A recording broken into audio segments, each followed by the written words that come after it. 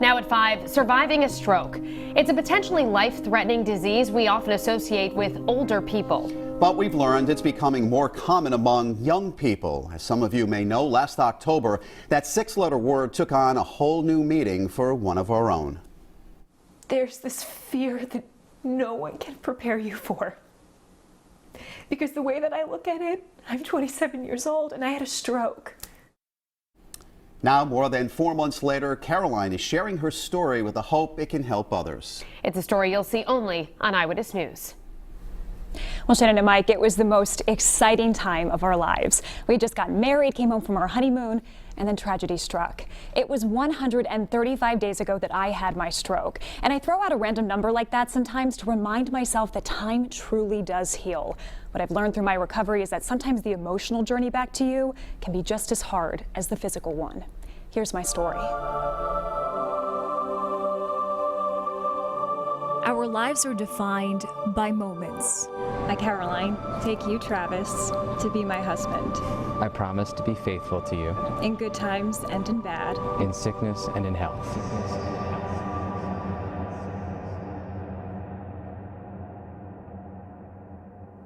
It was just before 11:30 that morning. I was taking a pan from the stove and putting it in the dishwasher, and I was talking to Travis and telling him a story. Something went wrong and she went quiet.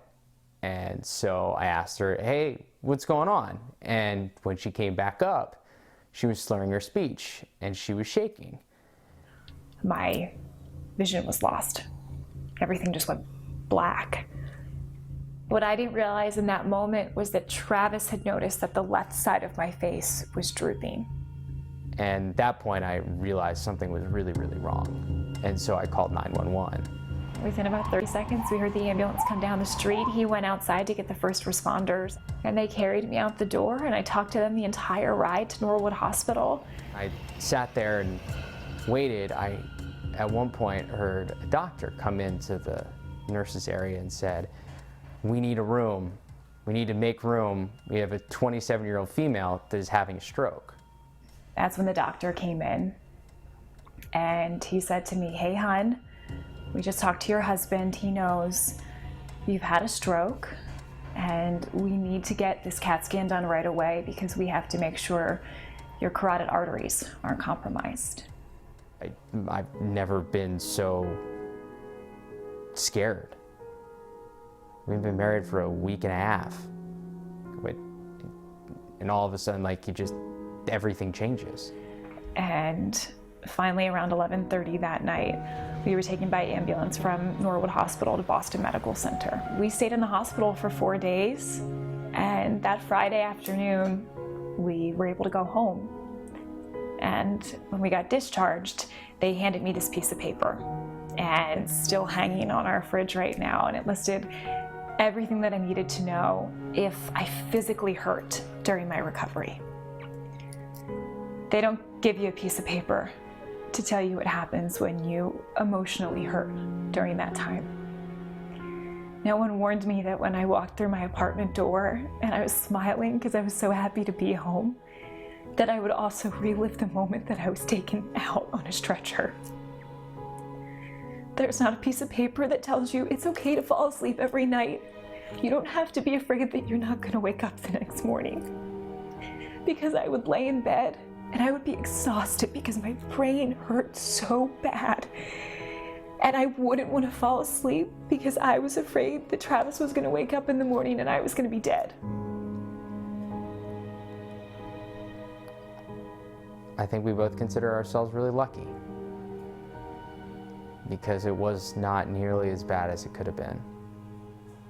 And there's been very few things that have made me happier than when Caroline got back to work. All of us here are extremely happy, and the Caroline is back and that she's feeling much better. We missed you. I missed you guys so much. It feels so good to be back. You get a new lease on life and a new perspective in living your life. Moments are richer with people. The good moments are far better than they were before. Tomorrow isn't a guarantee. You don't know how many more moments you have. So that's what I plan to do with this moving forward is just be here, because I can't be here. A lot of people ask me, what is life like after stroke? And I will tell you, at home it is much different than it was before. There are far more doctor's appointments than I would like to go to. I do weekly blood work, but I really do feel so lucky to be in the shape I'm in right now. Travis said it. We feel so fortunate for the outcome of this entire situation, and just so thankful for the support. And Caroline, you've really dove head in and made this your mission now to tell other people. I mean, if you follow Caroline on social media, you've asked other people to share their stories of family members surviving a stroke, wearing red every single day this month. I mean, I think our stories are worth more when they're shared with other people, and I want people at home to know this can happen to you. It can happen to your sister, your brother, your mom, your dad, whoever it is. But also, you're not alone during that time, and that's what people need to know when they're going through something like this. I know your family was there for you, and actually total strangers that were writing into you. So many people wrote to me and they said, you know, I had someone that I know who went through a stroke at a young age, or they went through it themselves. So the support has been incredible, and I really do, though, I have to thank photojournalist Corey Welch. He worked with me on these pieces, and Corey was there with me every Tuesday, his day off. He'd come up to Foxborough and visit us at home. When I decided I was going to share this piece, I knew there was no one I could do it with but Corey. So I wanted to give a special shout out to him and everyone here at the station, because you guys have just been so supportive during really a terrifying time. we're just really glad you're doing so well, Caroline. Thanks, guys. Thanks. And coming up on Eyewitness News at 6 o'clock, I'm going to share with you the signs of a stroke, and you're actually going to hear from my neurologist up at Boston Medical Center why he says stroke in younger people could be on the rise.